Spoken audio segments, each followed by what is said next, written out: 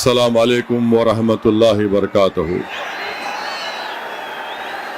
شہ نشین پر تشریف فرما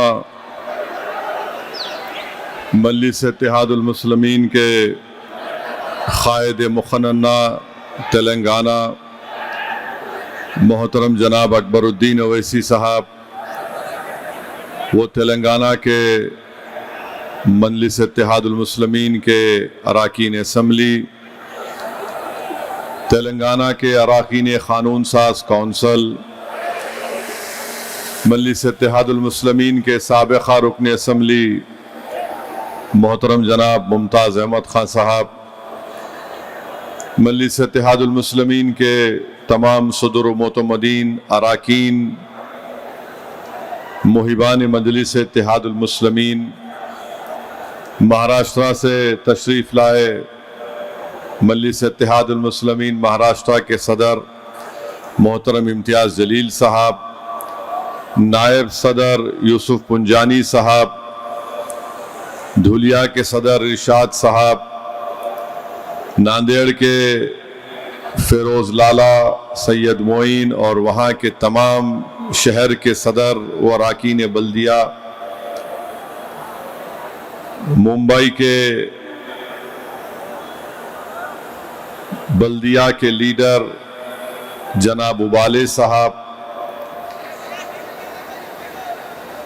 مجلس اتحاد المسلمین کے جناب عتیق صاحب، ممرا کے لیڈر جناب سیف پٹھان صاحب اور ممرا کے تمام اراکین بلدیہ، اورنگ آباد کے اراکین بلدیہ، دھولیا کے اراکین بلدیہ، ناگپور کے مجلس اتحاد المسلمین کے اراکین بلدیہ اور مہاراشٹرا سے آئے ہوئے تمام معزز اراکین بلدیہ و صدر و معتمدین،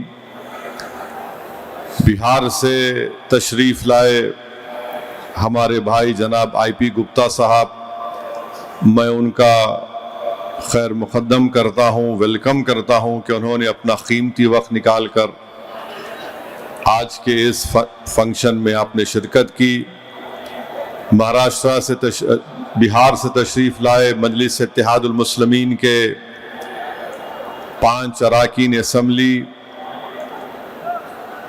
جناب اختر الایمان صاحب جو بہار کے صدر ہیں، میرے بھائی جناب توصیف عالم صاحب، سرور عالم صاحب، مرشد عالم صاحب، اور میرے نوجوان بھائی جو کوچا دامن کے ایم ایل اے ہیں عادل حسن صاحب، میرے عزیز دوستوں اور بزرگوں، آپ تمام کا شکریہ کہ آپ اتنی دیر سے یہاں پر تشریف فرما ہیں، بیٹھے ہیں۔ میں آپ تمام لوگوں کا شکریہ ادا کرتا ہوں کہ مجلس اتحاد المسلمین کے احیاء کے 68 سال مکمل ہو چکے ہیں۔ آپ نے تمام مجلس کے قائدین کی بصیرت افروز خطابات کو سنا۔ ہمارے وارث پٹھان صاحب بھی ہیں، سابقہ رکن اسمبلی شعیب جامعی صاحب دلی کے صدر، جمیل خان صاحب جو راجستھان کے مجلس کے صدر ہیں۔ 68 سال کا ایک لمبا سفر مجلس اتحاد المسلمین نے طے کیا، اور یہ آسان سفر نہیں تھا اور نہ آئندہ آسان سفر رہے گا، مگر ہم کو ایک حوصلہ ملتا ہے ہمارے بزرگوں کی قربانیوں کو دیکھ کر، جنہوں نے اپنا سب کچھ لٹا کر مجلس اتحاد المسلمین کو اس مقام پر پہنچایا۔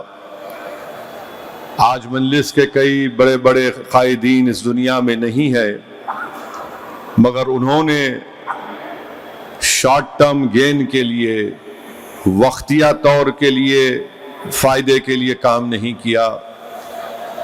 انہوں نے ایک لانگ ٹرم گین کے لیے، خلیل مدت فائدے کے لیے مجلس کے لیے قربانیاں دیں، تاکہ نہ صرف ایک نسل بلکہ کئی نسلوں کو اس سے فائدہ ملے۔ یہ ایک ویژنری لیڈرشپ ہمارے بزرگوں کی رہی، दारुस्सलाम की सरजमीन में जो मजलिस का हेडक्वार्टर है, यहाँ पर ये जो आलीशान तालीमी इदारों के बिल्डिंग्स आपको नज़र आ रहे हैं, अगर अल्लाह इन बिल्डिंग्स को ज़बान देगा तो इन तमाम बिल्डिंग की एक एक ईंट पुकार कर कहेगी कि इसमें तुम्हारे बुजुर्गों की कुर्बानियाँ हैं, उनके आंसू हैं, उनका खून है, जेल की सोबतें हैं, कर्फ्यू की तकालीफ है।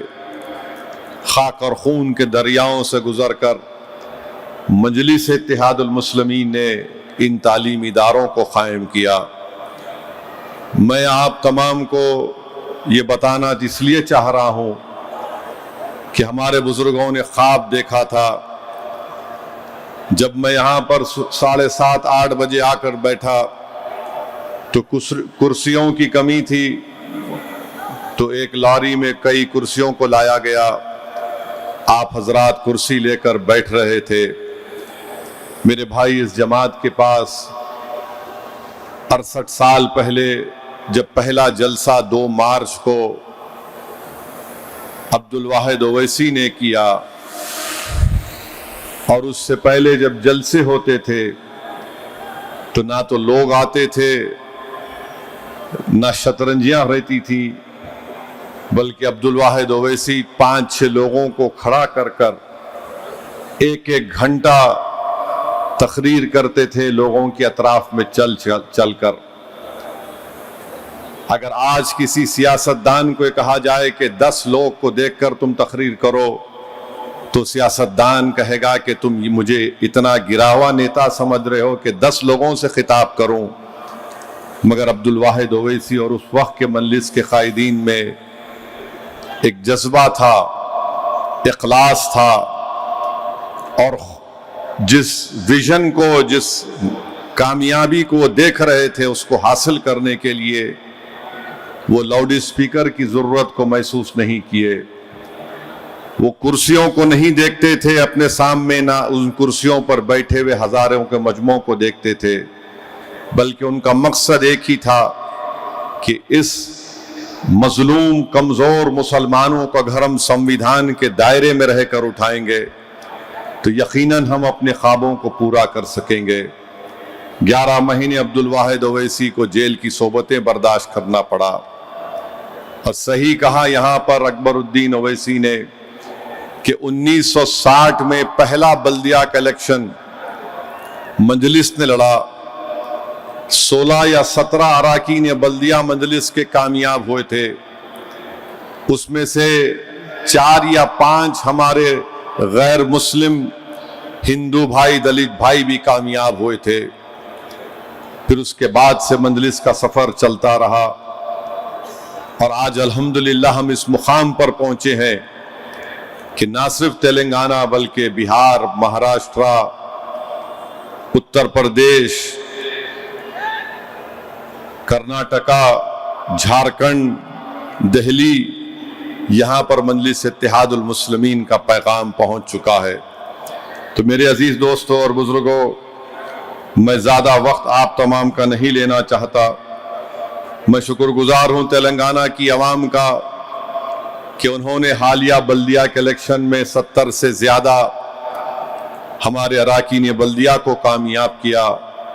मैं शुक्रगुजार हूँ मजलिस के तमाम सदर मुतमदीन का, अराकीन का, MLAs का, कि इन तमाम ने बड़ी मेहनतें की, जुस्तजू की। मैं शुक्रगुजार हूँ मजलिस के तमाम अराकीन असम्बली का जो महाराष्ट्र के इलेक्शन में हम तमाम ने मिलकर मेहनत की, उसका नतीजा हमारे सामने है। मैं इन 9 मुंतखब शुदा अराकीन बल्दिया से ये कहना चाहूँगा कि अब आपका असल काम शुरू होता है। आवाम के दरमियान में रहिए, आवाम का काम करिए और इखलास के साथ, पूरे ऑनेस्टी के साथ काम करिए। और इस बात को जान लीजिए कि आप अगर 1000 काम भी करवा लेंगे, मगर अगर आप आवाम से मुलाकात नहीं करेंगे, आवाम के दरमियान में नहीं रहेंगे, تو پھر آپ کبھی بھی عوام کی محبت اور خلوص کے حقدار نہیں بن سکتے۔ عوام کے درمیان میں رہ کر کام کریے، اور خدا کے لیے ان اراکین بلدیہ سے اور میرے بہار کے اراکین اسمبلی سے بھی اپیل ہے کہ اپنے پاس اگر آپ پی اے کو رکھتے ہیں تو سیل فون آپ اپنا اٹھائیے۔ سب سے زیادہ شکایت عوام کو رہتی کہ ہمارے منتخب شدہ نمائندوں سے ہماری بات نہیں ہوتی، ان کے پی اے سے بات ہوتی ہماری۔ تو سیل فون ہے، سیل فون اٹھائیے، سنیے۔ اگر غصہ بھی کرتا ہے تو کوئی بات نہیں، ہم تو روز سنتے، گھر میں بھی سنتے، گھر کے باہر بھی سنتے۔ تو میرے عزیز دوستوں اور بزرگوں، میں شکر گزار ہوں سیمانچل کی جنتا کا کہ انہوں نے مجلس اتحاد المسلمین کے دوبارہ 5 اراکین اسمبلی کو جناب اختر الایمان صاحب کی لیڈرشپ میں منتخب کروایا۔ مجھے یقین ہے کہ انشاءاللہ تعالی ہمارے 5 ودھائک نہ صرف اپنی ودھان سبھا میں ترقیاتی کام کو کروائیں گے، بلکہ سیمانچل کی ناانصافی کا خاتمہ کریں گے اور بہار میں غریب اور مظلوموں کی ایک لیڈرشپ کو پیدا بھی کریں گے۔ میں شکر گزار ہوں جناب آئی پی گپتا صاحب کا کہ آپ آئے یہاں پر، اور میں آپ سے وعدہ کر رہا ہوں کہ آپ کی سماج کی لڑائی ہماری لڑائی ہوگی۔ آپ اکیلے نہیں ہیں اس میں، ہم سے جو ہو سکتا برابر ہم کریں گے۔ بھارت کی پارلیمنٹ میں انشاءاللہ تعالی 9 مارچ سے دوبارہ پارلیمنٹ چالو ہوگی۔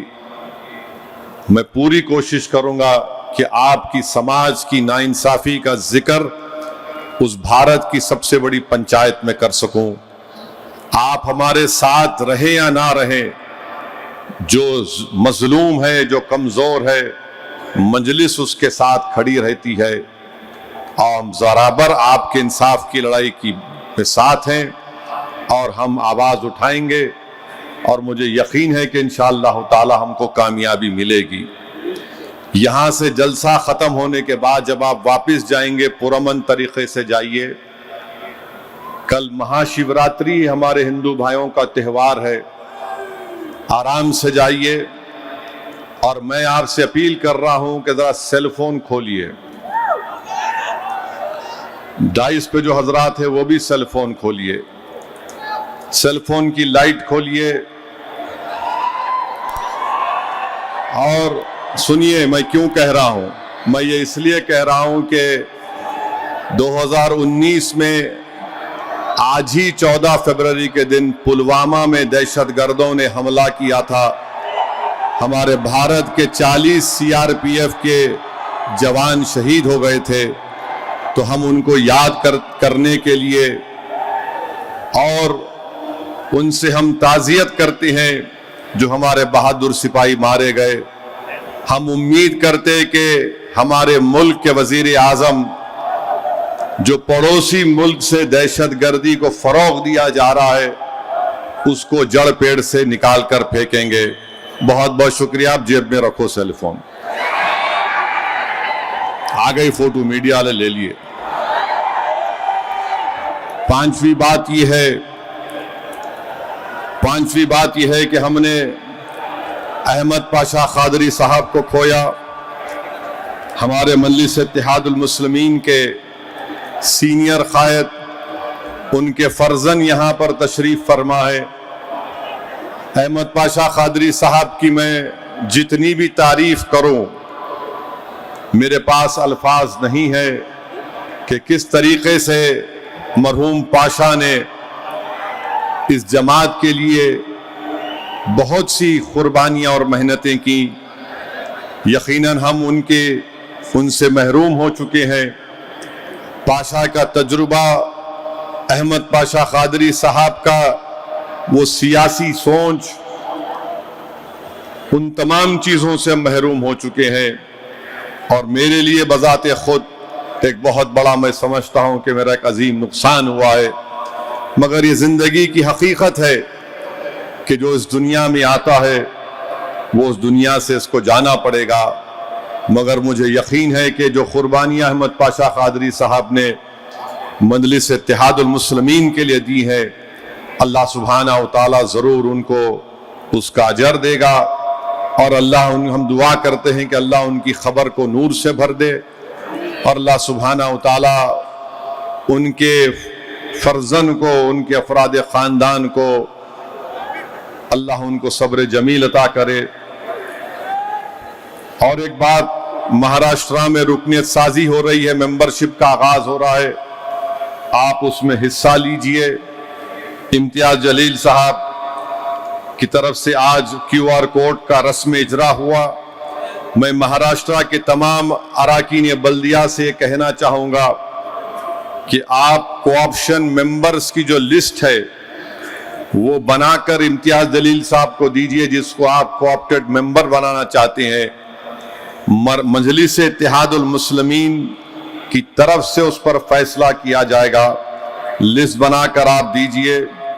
میں آپ کو یہ بھی بتانے کے لیے کھڑا ہوں میرے عزیز دوستوں اور بزرگوں کہ مجلس اتحاد المسلمین 68 سال کا یہ سفر جو طے کیا ہے، یہ مجلس کے ذمہ داروں کی، اراکین کی قربانیوں کا نتیجہ ہے کہ مجلس نے اتنا لمبا سفر کیا ہے، اور آج مجلس غریب اور مظلوموں کی ایک آواز بن چکی ہے۔ اگر کوئی بھارت کا ناگرک رشیا میں پھنس جاتا ہے تو کہتا ہے کہ مجلس کے MP سے کانٹیکٹ کرو، رابطہ کرو، ہم کو بھارت بلا لیا جائے گا۔ میرے عزیز دوستوں اور بزرگوں، مجلس نے ہمیشہ لانگ ٹرم پلاننگ کی ہے۔ ہم صرف چھوٹے فائدے کے لیے اگر کوئی کام کریں گے تو اس سے جماعت کو کوئی فائدہ نہیں ہوگا۔ اگر ہم یہ سمجھیں گے کہ صرف جلد بازی میں ہم کچھ کرنے سے فائدہ ہو جائے گا، نہیں ہوگا۔ اگر ہم اجتماعیت کو فروغ دیں گے تو جماعت اور طاقتور ہوگی۔ مجلس انفرادیت کو کبھی پسند نہیں کرتی، اور جو مجلس کے ذمہ دار ہیں ان کی خاص قابلیت یہ ہونی چاہیے کہ سب کو ساتھ لے کر چلیں، سب کو ساتھ لے کر چلیں، مشورہ کریں۔ آپ بیٹھ کر گفتگو کریے۔ ظاہر ہے اللہ نے 5 انگلیاں بنائی ہیں تو 5 ایک ہی سائز کے نہیں ہیں۔ ہو سکتا ہے کہ رائے مختلف ہوگی، مگر اگر بیٹھ کر آپ بات کریں گے تو کچھ ایک لاہ عمل پہ اور کچھ ایک نتیجے پر آپ آ سکتے ہیں۔ اور جس کو عہدہ ملتا ہے اس کی ذمہ داری ہوتی ہے کہ وہ ان سب کو بلائے۔ جو بڑے عہدے پر ہوتا ہے وہ یہ نہ کہنے میرے سے نہیں ملتے، آپ سے نہیں ملتے، مگر آپ کو اللہ نے بڑا اس لیے بنایا ہے کہ آپ اپنا دل بڑا کر کے ان سے بات کرتے رہیں، ان سے پوچھتے رہیں۔ یہ مجلس نے کیا، اور مجلس یہ جانتی ہے کہ ہمارے وطن عزیز میں جو فرقہ پرست طاقتیں ہیں ان کی نظر میں دشمن وہ ہے جو اپنے حق کے لیے اٹھتا ہے، تو فرقہ پرستوں کے لیے وہ ان کے لیے دشمن بن جاتا ہے۔ جو دلت بابا صاحب امبیڈکر کے سمویدھان کو اپنے سینے سے لگاتا ہے اس کو فرقہ پرست طاقتیں اپنا دشمن سمجھتی ہیں۔ جو آدیواسی یہ کہتا ہے کہ زمین سے جڑے ہوئے ہم ہیں، ہم کو مت برباد کرو، فرقہ پرست طاقتیں اس کو دشمن سمجھتی ہیں۔ جو غریب اپنے حق کے لیے اپنی غربت کے خاتمے کا مطالبہ کرتا ہے، فرقہ پرست طاقتیں اس کو دشمن سمجھتی ہیں۔ جو نوجوان بے روزگار ہے، جو حکومت اس کو اس کا مقدر بنانا چاہتی ہے، وہ بے روزگار نوجوان جب روزگار کے لیے پکارتا ہے، احتجاج کرتا ہے تو دشمن ہے۔ جو کسان اپنی فصل کی قیمت مانگتا ہے، اس میں انکم کا اضافہ کا مطالبہ کرتا ہے تو فرقہ پرست طاقتوں کے لیے دشمن بن جاتا ہے۔ جو سیاسی قائدین بھارت کی سرزمین سے چین کو ہٹانے کی بات کرتے ہیں، جو قبضہ کر کر بیٹھا ہے، وہ دشمن کہلاتا ہے۔ ہمارے سر کی ٹوپی، چہرے کی داڑھی فرقہ پرست طاقتوں کو دشمنی نظر آتی ہے۔ ہماری بیٹیوں اور بہنوں کے سر پر حجاب فرقہ پرست طاقتوں کو یہ دشمن نظر آتے ہیں۔ اس ملک کی سب سے بڑی خوبصورتی مختلف مذاہب کے عبادت گاہیں ہیں، فرقہ پرست طاقتیں یہ اس کو پسند نہیں کرتی ہیں۔ تو نوجوانوں، آپ دوست اور دشمن کے فرق کو میں آپ کے سامنے بیان کر چکا ہوں۔ اب یہ آپ کی ہماری ذمہ داری ہے کہ جو لوگ فرقہ پرست طاقتیں ان تمام چیزوں کو دشمن سمجھتے ہیں، یہی سچے بھارت کے وفادار ہیں، کیونکہ بھارت میں جو خواب ہمارے بزرگوں نے دیکھا تھا کہ کسان خوشحال رہے گا، نوجوان اپنے مستقبل کے لیے فکر مند نہیں رہے گا، غریبی کا خاتمہ ہوگا، بھارت کی دولت سب میں بانٹی جائے گی، صرف 10% لوگوں کے پاس 80% دولت نہیں رہے گی۔ ہمارے بزرگوں نے خواب دیکھا تھا کہ ہر ایک کی عبادت گاہ آباد رہے گی۔ ہمارے بزرگوں نے خواب دیکھا تھا کہ اگر مندر میں گھنٹے بجیں گے اور عیسائیوں کے گرجا گھروں میں اگر وہاں پر بھی گھنٹے بجیں گے تو مسجدوں سے حی علی الصلاۃ اور حی علی الفلاح کی بھی آوازیں آنی چاہیے۔ اس ایسے بھارت کا خواب ہمارے بزرگوں نے دیکھا تھا، مگر آج ہم دیکھ رہے ہیں کہ ایک آئیڈیالوجی کا پورے بھارت پر مسلط کرنا چاہتی ہیں، جو بھارت کے انکلوزم، پلورلزم اور ڈائیورسٹی کے خلاف ہے، بلکہ بھارت کے آئین کی جو تمہید ہے، پریامبل ہے، اس میں کیا لکھا بابا صاحب امبیڈکر نے؟ Liberty of thought, belief and expression. اس کے خلاف آج سب کچھ ہو رہا ہے۔ دفعہ 25 کے تحت ہم کو آزادی دی گئی، مذہبی آزادی۔ اس دیش کا کوئی مذہب نہیں ہے، آپ اللہ کو مانو، بھگوان کو مانو، کس کو مانتے مانو، جو نہیں مانتے اس کا بھی دیش ہے۔ مگر فرقہ پرست طاقتیں RSS کہہ رہی ہیں کہ نہیں، ایک ہی آئیڈیالوجی کو ماننا پڑے گا، تم اگر یہ نہیں پڑھو گے تو تم دیش بھکت نہیں ہو۔ ہم RSS BJP سے کہنا چاہتے ہیں، یہ حیدرآباد ہے۔ مکہ مسجد میں مولوی علاء الدین ایک امام تھے، جنہوں نے جمعے کے دن خطبہ دے کر پورے نمازیوں کو لے کر سلطان بازار کے جو موجودہ وومنز ڈگری کالج اس وقت انگریزوں کی ریزیڈنسی تھی، وہاں پر احتجاج ہوا۔ کیوں احتجاج ہوا؟ کہ اورنگ آباد میں ایک مسلم مجاہدین کو گرفتار کر لیا گیا تھا، گولیاں چلیں، مولوی علاء الدین گرفتار ہوئے۔ کالا پانی کا پہلا مجرم حیدرآباد کا امام تھا، مکہ مسجد کا۔ تر عباس خان کی لاش اس سلطان بازار کے پاس 5 دن تک لٹکتی رہی۔ آج RSS BJP والے ہم کو آ کر وفاداری کا سرٹیفکیٹ دینے کی بات مت کرو۔ تم بتاؤ تمہارے کتنے انگریزوں میں کی لڑائی میں مارے گئے؟ ایک بھی نہیں مرا ان کا، ایک بھی نہیں مرا ان کا۔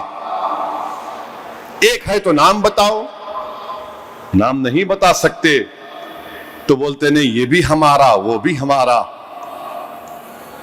یہ ہماری داستان ہے، حقائق ہیں۔ آج آپ آ کر ہم کو بول رہے ہیں کہ تم یہ نہیں پڑھتے۔ ارے بابو، کیا پڑھنا نہیں پڑھنا ہم کو معلوم۔ اس دیش کی آزادی میں اگر مسلمانوں نے حصہ لیا، اگر تم یہ کہو گے کہ یہ پڑھو گے تو دیش بھکت ہو، تو پھر بتاؤ تم یوسف مہر علی، جہاں سے ہمارے ممبئی کے کارپوریٹر آتے ہیں، جس نے گاندھی سے کہا تھا کہ کوئٹ انڈیا کا نعرہ یوسف مہر علی نے دیا تھا، تم اس کو کیا بولو گے؟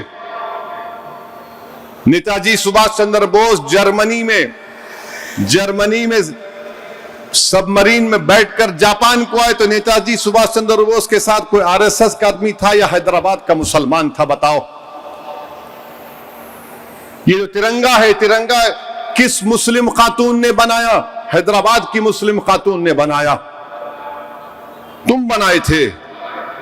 تم نے تو آرگنائزر میگزین میں لکھا کہ بھارت کے اس ترنگے میں 3 رنگ منحوس ہوتے ہیں۔ بتاؤ یہ سچ ہے یا جھوٹ ہے؟ بتاؤ۔ بابا صاحب کے سمویدھان کو، آئین کو تم نے کہا کہ ہم نہیں مانتے، منوسپریتی کو مانتے، جھوٹ ہے یا سچ ہے؟ بتاؤ۔ آج تم آ کر ہم کو دیش بھکتی بتا رہے ہو۔ ارے تمہاری زبان سے چین کا نام نہیں نکلتا، تمہاری زبان سے چین کا نام نہیں نکلتا اور تم ہم کو بول رہے ہو۔ ہماری تاریخ روشن ہے اور انشاءاللہ تعالی آپ کے ظلم اور نفرت کے باوجود بھی ہمارا مستقبل بھی روشن رہے گا انشاءاللہ تعالی. ہم ہمارے بزرگوں کی قربانی کو رائے گاہ جانے نہیں دیں گے. وہ آج اس دنیا میں نہیں ہے مگر ان کی زندگی ہمارے لیے ایک مشعل راہ ہے اور رہے گی. بھارت میں مسلمانوں کو ایک سیاسی طاقت بننا پڑے گا تبھی بھارت مضبوط ہوگا. اگر وکشت بھارت کی بات بھارت کے وزیر اعظم کرتے ہیں تو 14% مسلمان سے انصاف ہونا چاہیے، سماجی، اقتصادی، معاشی، تعلیمی اور سیاسی. تبھی جا کر بھارت طاقتور ہوگا. اگر آپ نفرت کے مظاہرے کریں گے تو 14% کے بغیر بھارت کیسے بنے گا طاقتور ملک، سپر پاور؟ تم کسی کو مار کر ویڈیو بنا کر اپنی بہادری نہیں دکھا رہے ہو، تم بزدلی دکھا رہے ہو. تمہاری یہ بزدلی بھارت کو کمزور کر رہی ہے اور بھارت کو بدنام کر رہی ہے. ایک آسام کا مکھیہ منتری ویڈیو بناتا ہے، گولی چلاتا ہے، مسلمان بیٹھا ہوا ہے، کلین شاٹ، نو مرسی. ایک مکھیہ منتری اس طرح کا ویڈیو بنائے گا؟ آج بھارت کے وزیر اعظم آسام کو گئے، ایک لفظ نہیں بولتے، بھول گئے سب کا ساتھ، سب کا وکاس، سب کا وشواس کو. میرے عزیز دوستوں اور بزرگوں، ہم کو اور آپ کو مل کر اس ملک کو مضبوط بنانا ہے. ابھی امتیاز جلیل صاحب میرے کو بول رہے تھے کہ مہاراشٹرا کے چیف منسٹر نے ٹیپو سلطان پہ کچھ کہہ دیا. ہم مہاراشٹرا کے چیف منسٹر کو بول رہے ہیں کہ شاید وہ زیادہ پڑھتے نہیں ہوں گے، وہ واٹس ایپ یونیورسٹی کے پی ایچ ڈی ان کے پاس ہوگی. بھارت کا جب پہلا سمویدھان بنایا گیا تھا اس سمویدھان کو بابا صاحب امبیڈکر نے بنایا. جتنے سمویدھان سبھا میں لوگ تھے، نہرو کی سائن، سردار پٹیل کی سائن، بابا صاحب امبیڈکر کی سائن، جتنے اس میں تھے سب نے سائن کیا. پارلیمنٹ کی لائبریری میں آج بھی وہ پہلی سمویدھان کی کتاب ہے. میں امتیاز جلیل کو جب ایم پی تھے پارلیمنٹ کی لائبریری میں لے جا کر دکھایا تھا، ادھر آؤ دیکھو. اور اس پہلی سمویدھان کی کتاب میں اس ملک کی تاریخ میں جو نمایاں شخصیتیں تھیں ان کی تصاویر ہیں. رام، سیتا، لکشمن کی ہے،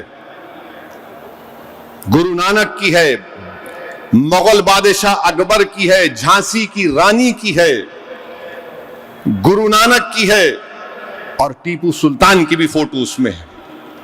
تو فڈنویس صاحب وہ پڑھ لو. آپ جب سردار پٹیل سائن کر رہے تو آپ بڑے ہیں یا پٹیل بڑے ہیں؟ ہم کو بتا دو. آپ امبیڈکر سائن کر رہے ہیں، آپ بڑے ہیں یا بابا صاحب امبیڈکر بڑے ہیں؟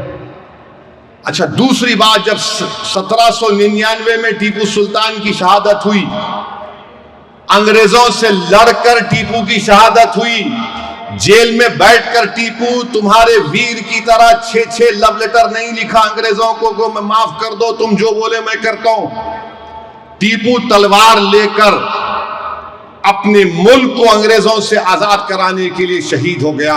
اور انگریزوں کو ٹیپو سے اتنا ڈر تھا کہ 1.5 گھنٹے تک ٹیپو کی لاش پڑی رہی. انگریزوں کی فوج کے گھیرے میں ٹیپو کی لاش ہے، مگر ڈر رہے تھے کہ اگر شیر اڑ گیا تو کیا ہوگا. جب جا کر دیکھے تو ٹیپو کا جسم گرم تھا.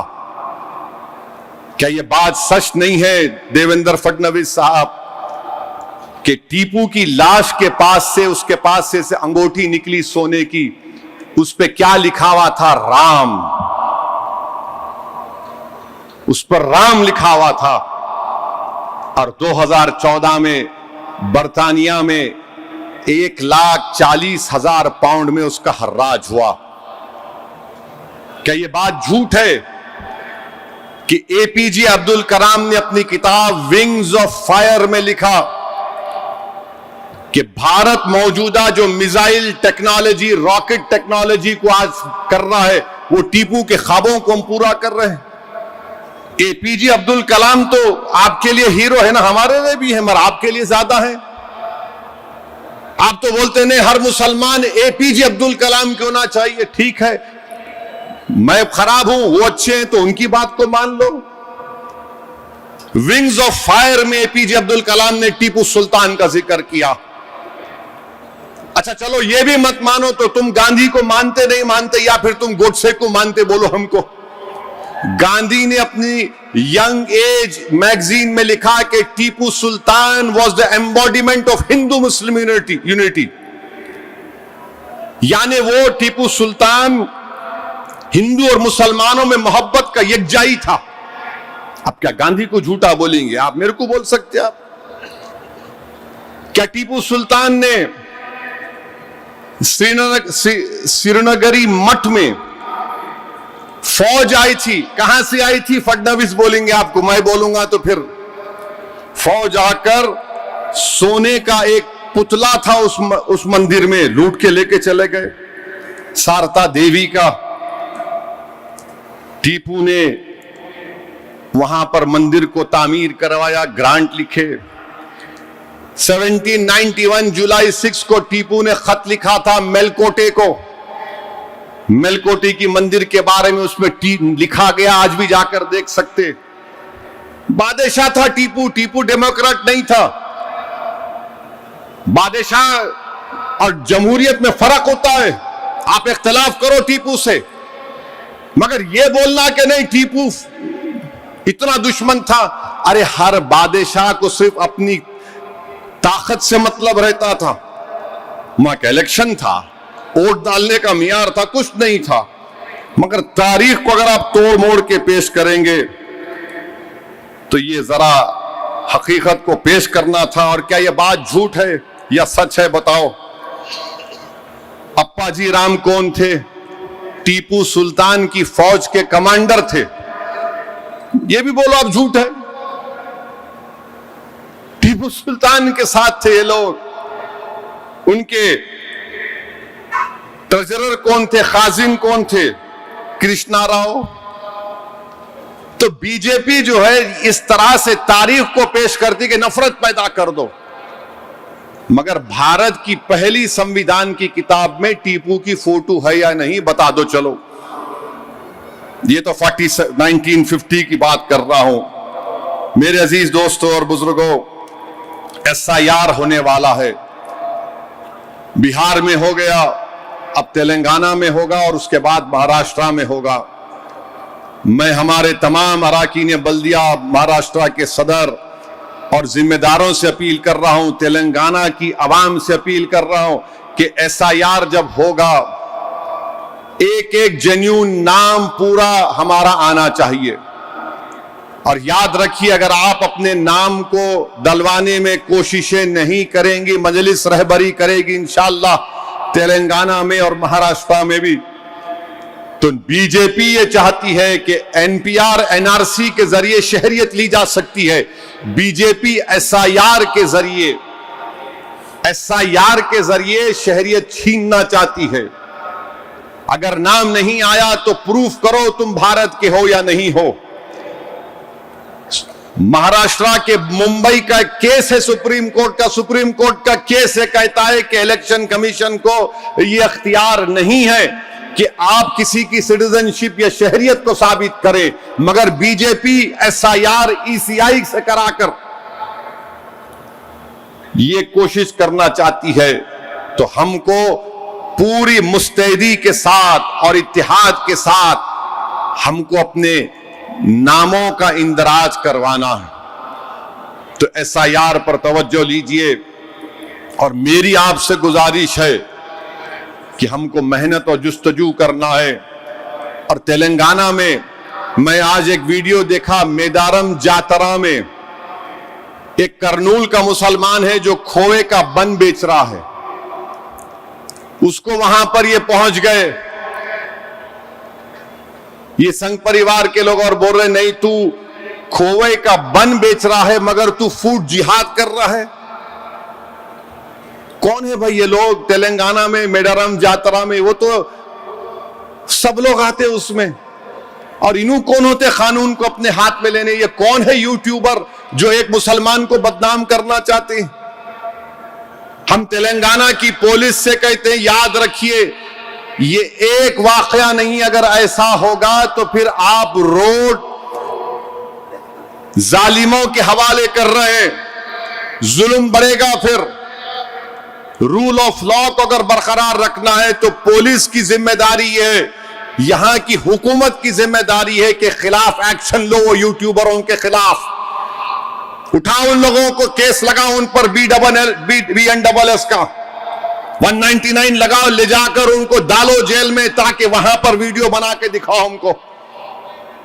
ان ظالموں کو اگر آپ چھوٹ دیں گے، ایک غریب بیچارہ جو بن بیچ کر اپنا پیٹ پالتا ہے، تم اس کے خلاف ویڈیو بناتے ظالموں، بے شرموں، بزدلوں، تم بھارت کو کیا بنانا چاہتے ہو؟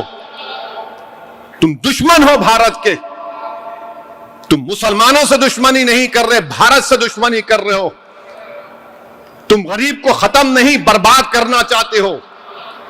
وہ بیچارہ بن کھووا بیچ رہا ہے، اس میں فوڈ جہاد۔ ابے تم کو کھانا اچھا نہیں لگا تو تم بلاتے بلدیہ کو، پولیس کو بولتے، کچھ نہیں، تم کیا پولیس بن چکے ہو؟ میں اس کا کنڈیم کرتا ہوں اور مطالبہ کرتا ہوں یہاں کی حکومت سے، یہاں کی پولیس کے اعلیٰ عہدیداروں سے کہ اس میڈارم جاترا میں جو ہوا ان یوٹیوبروں کے خلاف ایکشن لینا چاہیے۔ کیا تماشا ہو رہا ہے؟ جس کے جو دل میں آئے چڑھائی کر لیں گے، کمزور دکھے گا تو اس کو بدنام کر دیں گے، تو پھر قانون تو ایک مذاق بن جائے گا۔ میرے عزیز دوستوں اور بزرگوں، میں بہار کی عوام کا بھی شکر گزار ہوں کہ انہوں نے مجلس کے اراکین اسمبلی کو کامیاب کیا۔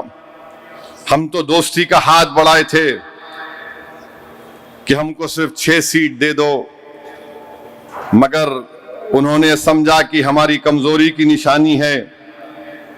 اختر الایمان صاحب نے لکھ کر بھی دیا تھا، نہیں قبول کیے، ٹھیک ہے، مگر ایک بات یاد رکھ لو آپ، الیکشن تو ہم لڑیں گے انشاءاللہ، چاہے کچھ بھی ہو جاؤ، جیت ہار تو اللہ کے ہاتھ میں ہے۔ کم سے کم میں خبر میں جانے سے پہلے یہ تشنگی لے کر نہیں جاؤں گا، ارے میں لڑا کیوں نہیں، میں لڑوں گا انشاءاللہ تعالی، جمہوریت کے دائرے میں رہ کر ہم لڑیں گے، تمہاری نیند کو حرام کریں گے، کیونکہ تم نے برباد کر دیا، تم نے ہمارے خوابوں کو چکنا چور کر دیا، تم نے ہم سے انصاف نہیں کیا، تم نے ہم کو مارجنلائز کر کے رکھ دیا۔ اب وہ زمانہ ختم ہو گیا مارجنلائزیشن کا، اب لڑائی ہوگی حصے داری کی، اب لڑائی ہوگی لیڈرشپ کی، اب لڑائی ہوگی نیتا بنانے کی، اب لڑائی ہوگی مظلوموں سے انصاف کی، اور اسی وقت ہوگا جب ہم چناؤ لڑیں گے۔ مجھے کئی یو پی کے لوگ بولتے، ارے صاحب کتنے لڑ رہے یو پی میں بولا آپ کو کیوں فکر، بولے نہیں کم لڑو، میں بولا کم اور بڑھ کے کا سوال نہیں ہے، ہم لڑیں گے تو جیتیں گے نا۔ ملا آپ لڑکے کیا بی جے پی کو روک پائے؟ 17 ہار گئے، 19 ہار گئے، 22 ہار گئے، آپ میرے کو بول رہے کم لڑو۔ ہم جب لڑتے تو نہ سامنے دشمن کی طاقت کو دیکھتے، نہ ہم کم طاقت سے لڑتے، جو طاقت اللہ ہم کو دیا ہم اس کو پورا استعمال کر کے لڑتے۔ اور ہماری لڑائی میں اور دوسروں کی لڑائی میں فرق یہ ہے کہ ہم اپنا گھر جلا کر لڑتے، ہم اپنا گھر جلا کر لڑتے، ہمارے بزرگوں نے اپنی کشتیوں کو جلا دیا تھا، اللہ کی ذات پر توکل کیا، اللہ نے کامیابی سے ہمکنار کر دیا۔ یہ لڑائی مان سمان کی لڑائی ہے، یہ لڑائی حصے داری کی لڑائی ہے، اب رکنا نہیں ہے، ہم کو آگے بڑھنا ہے۔ اتر پردیش میں بھی جائیں گے انشاءاللہ تعالی۔ بات کریں عادل صاحب کو میں بھیجایا تھا بنگال کے بارے میں، ان سے بھی بات کریں گے، مگر ہم کو لیڈرشپ چاہیے۔ تم بیٹھ کر ہمارے مقدر کے فیصلے نہیں کر سکتے، کیونکہ تم پچھلے 70 سال سے صرف اپنے لیے فیصلے کر رہے ہو، غریب مظلوم عوام کے لیے نہیں کر رہے ہو۔ اگر تم کرتے تو یہ حال نہیں ہوتا مظلوموں کا۔ تو بہرحال میرے عزیز دوستوں اور بزرگوں، آپ تمام یہاں پر آئے، آپ کا بہت شکریہ۔ اور انشاءاللہ تعالی ہم آگے بڑھیں گے. رکنے والے ہم ہیں ہی نہیں، ہم کو آگے بڑھنا ہے، اپنی لڑائی جاری رکھنا ہے، اپنے حصے میں جو آنا ہے وہ آ کر رہے گا.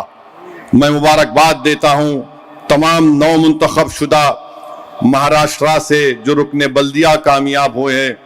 میں مبارکباد دیتا ہوں تلنگانہ کے مجلس اتحاد المسلمین کے اراکین بلدیہ کو جو کامیاب ہوئے ہیں، اور جو ہمارے مہاراشٹرا سے جو لوگ، بہار سے لوگ آئے.